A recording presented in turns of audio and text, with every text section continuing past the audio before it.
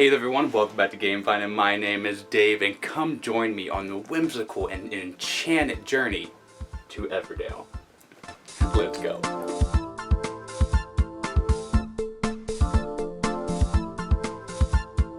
So, disclaimer, this is a review copy from Starling Games. They sent us a whole big box of Everdell, so I just gotta say, you'll never know how much I appreciate your support, in particular to this specific game. So, you can see this is the collector's edition. It came with a sleeve of just stellar art off the rip. This game just impressed me. And this week worth of videos, anyway, we're going to be diving into the world of Everdell. We have all the expansions. They sent all of those to us.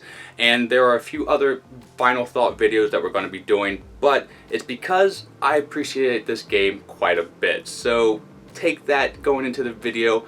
It's going to get a good review, but how good of a review? Well, you have to stay tuned to see. Essentially, the gameplay of Everdell is a worker placement game where you're putting out your workers in order to get materials and cards. So there's going to be a lot of RNG. I played a lot of card games. They are my favorite type of pastime, like Hearthstone or Magic. But it's a tableau building game. You're building up your city in this micro city with these cute little animals, and you're trying to trigger things like an engine type building game. So it's got a little bit of everything, like a worker placement, card play, RNG there, and just spectacular pieces. So without further ado, I'll let you know exactly how this game plays. Before that, let me show you my very favorite part of this game. Let's go see the contents in the box.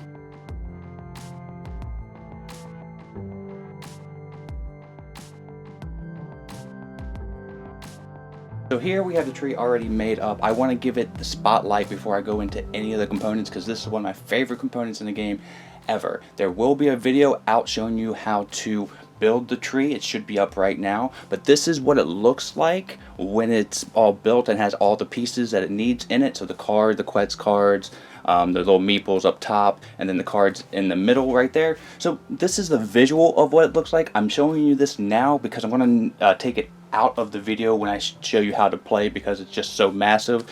I wish I had the space to put it in. It does break my heart, but just know that this is how it looks. It's a pretty quality piece. You do have to be careful because the joints are very sensitive. So you got to be careful not to over muscle it. So now let me show you what comes in the box, and we'll go for it from there. So this is what you get in the collector's edition of Everdell. Now you get this sleeve here, which is spectacular. The only difference between the two collectors and the regular edition, I think, are the coins. You just get standard coins, but they also come in the collector's edition. And these counters here are just cardboard, whereas you get stickers and little wooden counters for the collector's edition. And the collector's edition also comes with a few minor expansions I called like extra. I'm not going to be getting into that, and I think there are just a few minor things, but mainly you are going to get all these fantastic components when it comes like the berries, the stones, the resin, the wood, and all these are so awesome. And my favorite thing are these little squishy berries. They're so cool, and the pebbles are so nicely done. They look like little rocks, but they're really light and plasticky, but they look really good. These twigs aren't just, cylinders. They got a little bit of divot in it, some character, and the resin I would say is decent. It's better than the little gems that you get in the fish store, with these generic pieces of little plastic gems. Well, these actually feel heavier, and I think they actually put more work into making these resin pieces, which is super cool. Then we have the coins, which these are really, really cool. Very heavy, got a little ting to them, so that means they got some nice coating. And then we have the cardboard pieces up top are just these little special event things that you'll be gaining points off of. Then we got the board. We'll show you a little bit more of that here in a second. And the cards, Fun Time cards, not my favorite, but they are linen finished. These don't have any fantastic art on them. They just basically tell you what to do, because you need to be aware of what you can get and how you can get points. But let's get into the meat and potato of the art, and that is in the deck here. Now, the format of the cards laid out really nicely. The text is big enough to read other than the flavor text, and you know what you're getting yourself into when you get into buy and what you're going to be getting when you see the cards. But the art, it is a masterpiece. Every one of these cards is a work of art within itself. We're not going to go over it, what it says, but even this one with a whole bunch of text on it, it is still clear enough to read it from, I think, a decent distance. But that is where a lot of the flavor and theme is going to lie, and is in the actual cards. So, you know, take a second to really take them in. This dice here is for solo play, so you won't see it much unless you're a solo player like me. Of course, you've been looking at these little animal meeples. We have enough for 4 players, and then we have these rats here. They're for a solo game. I use these a lot because I play a lot of solo games, but we'll get one of each. We have little tiny white ones, the hedgehogs, we have the squirrels, the turtle, but all these are just so nice.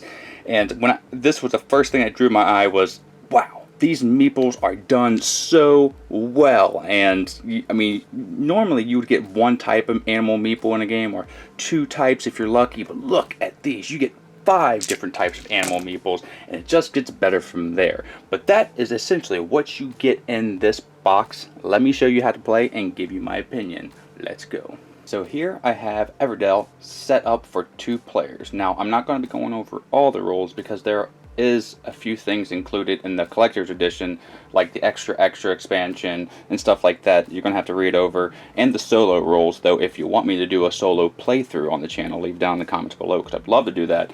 I'm not going to be going over those rules, but I'll give you a kind of or a basic playthrough of what everything does and what you need to do to win the game. So when you start the game, you're going to give everybody 2 of their workers and a handful of cards, and then you're going to set everything up for the tree. I don't have the tree right now because I am kind of hurting for space, and there are 2 little parts of the board that I'm going to go over later that are down below that you can't see. But know that you set up the little workers up top and the special gold cards up top on the tree, and once you have all that done, you're ready to play. So there's simply 3 things that you can choose to do on your turn. You can either play a worker and get something from the board, card, material, goal, anything that has a little paw print here, you can execute with the little worker, or you'll play one of the cards. You'll spend the resources to actually get one of the cards in the meadow or the cards in your hands. This meadow here is available to everybody, so that's one of the cool rules about it. Or the third thing is change seasons, and this is when you'll be gaining more workers and then triggering some cards that might go off. The one thing I want to note, different seasons can happen for different people. So one person can be in winter and one person can be in fall. It's the way that the cards are played and the actions that they execute, so that is something to keep in mind. So let's talk about the place a worker action. As you can see on the board, there are some paw prints here, and they correspond to a lot of the materials. We have some cards over here that are changing spots, but you can go to them, and 2 spots are open for a 4-player game, 1 spot's open for a 2-player game. So again, you'll place to get a certain amount of resources, or you'll place to get a certain amount of victory points. These little circles, yellow circles with 3 and any kind of numbers in them, those correspond to actual victory points. And the reason why you're placing your worker out is to get as many victory points as you can to win the game. And in order to do that, you have to get some of these cards played in tableau. You can only have 15 cards in front of you, but you'll be playing cards down in front of you, and then it's kind of like an engine building game. So you're going to have cards that chain off each other and help build things up and then give you materials, and that's why you're placing your workers out, to get materials, to build cards, to get victory points, to win the game. The play card action is basically you'll be playing the resources to actually put the card in front of you. Like I said, you can have 15 cards in front of you. There are 2 different kind of cards. There are establishments and there are creatures, so constructs and creatures. So this one right here has a green emblem. This is a card that triggers after a season has happened for you, and it will give you whatever it has here. So this one is gain 2 material. You have to spend 2 twigs, 2 resin, and a pebble to get this. Now the cool thing about this is if you build a construct, which this is, it can help you get characters. So it's I think it's the wife and the husband. So if you see the wife or husband up in this meadow or in your hand, and you have this market placed in front of you, you get to place the wife or husband right in front of you and get their benefit right away. You'll actually take one of these little pieces here and put it over it, so you know that you've done that chain. So that is one of the cooler things that I haven't seen happen in card games where you just get something for free, and that happens a lot in this game. So try to build as many constructs as you can so you can get creatures for free. That's what my recommendation would be. And the third action is to change over seasons. So when you change seasons, you will be playing your workers, and then when you're done playing all your workers and playing all the cards actions, you shift over to the next season, and then you gain a worker and you draw everything back, trigger everything that happens at the end of the season, and then you continue doing just that, placing workers out, getting materials, playing cards, shifting over seasons until you do the last season, which I think it happens 3 seasons shifts over, and you played all your cards and your workers at the very last season, and then you calculate all your victory points, and if you have the most victory points, that's how you win. So now you know how the game works. Let's go over some details so you know how to actually accumulate things. So this right here, if you place a worker on a spot, you can get twigs. If you notice here, there's an opening. If there's an opening at the very bottom, multiple workers can fit here, but if it's a sealed circle, only one worker can go there. So with this 3 twigger, only one person can go there, but with this 2 twig and a card, you gain a card that way too. You can put multiple workers there. So that's how resource pretty much works on down the row here. The resin, the pebbles, then you have the berries, which are the best thing. I love these berries. Sometimes I just want to get berries so I can hold and fiddle around with them because they're so cool. That's how you do resources. You also have these little events up here. If you're able to get a certain amount of these red cards here with the little paw print, or the green cards, or whatever corresponds to the event, you put your worker there and you just basically get the points, the 3 points for that boat. I didn't mention these here. These do vary. They're just like the resources here. You'll get 3 berries. They are placed out of a handful of cards. There are way more that you can choose from. And the event cards that are supposed to be on the trees is another thing that you can place your worker on. Now they're very specific. You have to have the chip sweep and the clock tower, a well run. When achieved, bring back 1 of your deployed workers. So you get the victory points and you get a benefit. So even though they are very specific, and I don't actually trigger them a lot in the base game, they do trigger and they give you quite a bit of points, and it's kind of like a really swingy turn for you, and I like that. Alright, so now we're going to go below and see the 2 spots that we can't see in the camera, and I'll tell you how those work. They're very simple. So this spot right here is the journey spot. It basically, you can discard as many cards as there are points that you are on. So there, I get 3 points if I discard 3 cards. 4 for 4. Could make the difference. Now this spot right here is the haven. I place a worker right here and I discard cards. For every 2 cards that I discard, I get 1 material of my choosing. Yeah, I don't use them too often, but like I said, this one actually changed the game for me. So now let's get back up and give you more. And that's pretty much everything. Like I said, you try to accumulate as many points as you can, and at the very end of the game, at the very end of the season, after everything is triggered and you worked all your workers as hard as they can work, and you got all those tasty victory points, you add them up and whoever has the most wins. So now let's give this game a grade and tell you my opinion. Secret, not so secret. It's a great game. So that is how you play Everdell.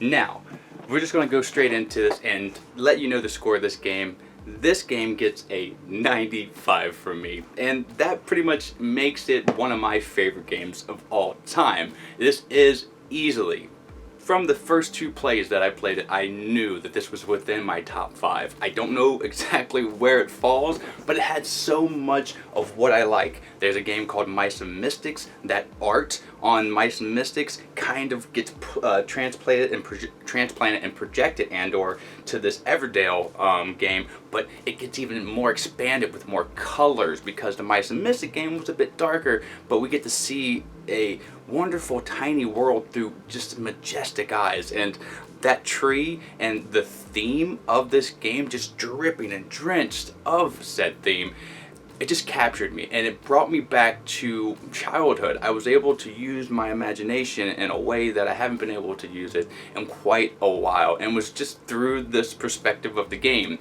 And the gameplay is really good, and that brought me into the game being one of my favorites of all time because it has a little bit of everything. But I think the main thing about this was it did such a good job immersing me. Some of my favorite games are Caverna and Heroescape, and mainly it's because of components. And the gameplay for those two games are okay, they're decent, but it's, for me personally, so if you're taking this review in regards to actually purchasing this game, know that I love components. And if you are a fan of those type of things, well, this game has it in spades. And initially, that's what I was drawn off of. But then the gameplay was not super complex, but it was deep enough for me to have so many replays of this game. I have been playing Everdell for a week and a half now. What I've been doing, breathe, sleep, and eat. I play a lot of solo play, and I think that works out really well. I win about, I think, 40% of the time. I lose most of the time, but I'm getting better. But I think this game is a spectacular two-player game. When I play it with my partner, it's some of my favorite gaming experiences that I've had in recent memories, so I really like it. So aesthetically, this game is stellar. It gets all the points for that. Now, the tree is a bit bulky, and I refuse to not play with the tree. I keep it basically put together, but you do have to be careful. These cardboard components are, they have joints, so you want to make sure you're following the instructions and putting it on properly if you're going to take it together and apart. And if you're going to do that, it does take some setup time, so if you don't have the luxury of having a space that you want to dedicate for the tree just to be stay built, then I can see where that could be a downfall. But for me, I play this game a lot right now, so this tree is just it has in built form. I don't even know how to say it, but you know what I mean. And I just take it and put it on my board because I love this game at the moment, and I refuse to play without it. I can see where it can get a little congested when there's more than maybe 3 players with a whole bunch of stuff on top of the tree with the workers and somebody being put in a spot where they can't see the cards from the trees or the forest for the trees. But it's okay if you don't play with the tree. I love it so much, so I do every time. So there. Aesthetically, yeah, it's spectacular. The theme it's one of the best themed games, and it, like I said, immersed me from the get-go. Playability is pretty stellar. I was able to get about, I would say, 5 plays on the base game before I was like, okay, I want more. I know what the pictures on the cards, I know the picture of the cards, just let me know what they do because I've read them enough. So I just want to try to get more cards and bring in, fold in new stuff because I love playing this game. Let's do some more of it.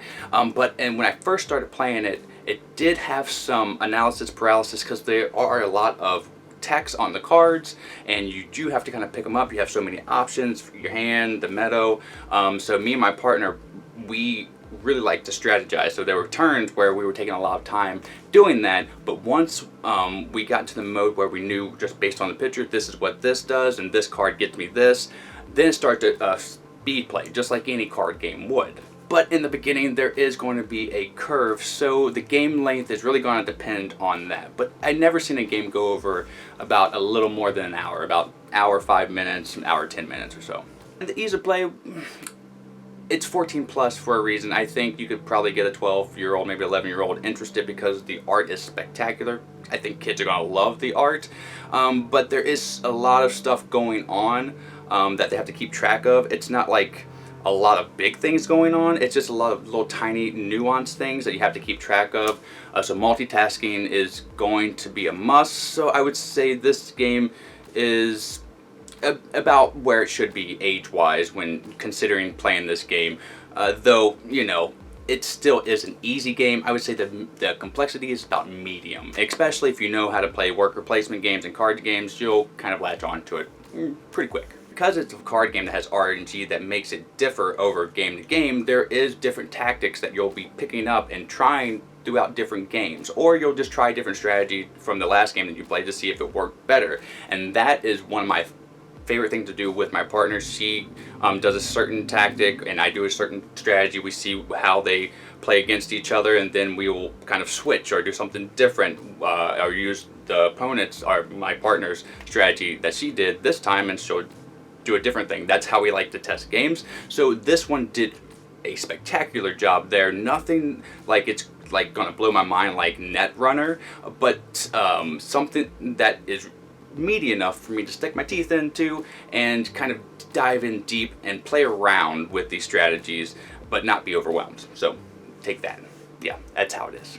Oh, speaking of take that, that is one of the other things that I like about this game is there is no kind of take that aspect. Essentially, you're trying to build up your city. It is your city. You might take a card that somebody wants, but that's the only thing that you're going to have in the game that's going to affect the other person. Essentially, you're trying to build up your team, your town more of, and you're not worried about the other people's cities, because in take that games, it's either, in my opinion, all take that type of game or no take that type of game. If you put a little bit of take that aspect, like if somebody has a card and plays that and steals something from somebody, then it feels like you're picking on people. Unless it's all or nothing, I don't want take that in my games, so I like that Everdell didn't have that.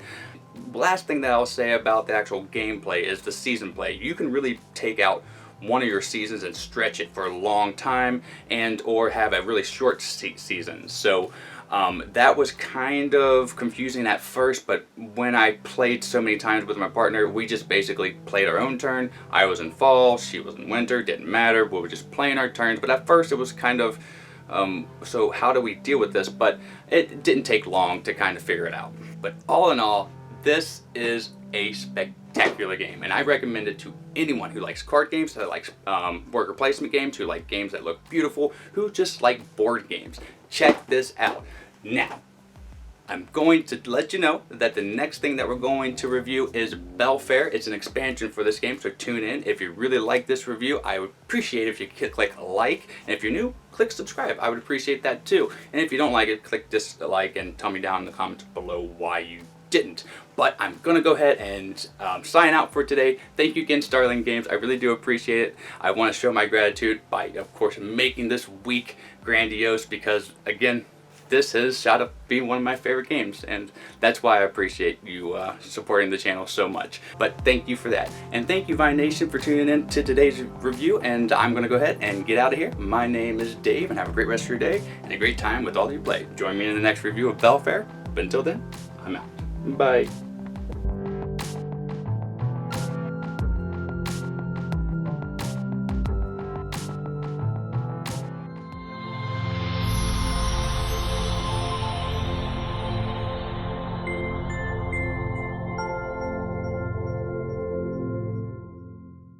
Miko, it's time to go.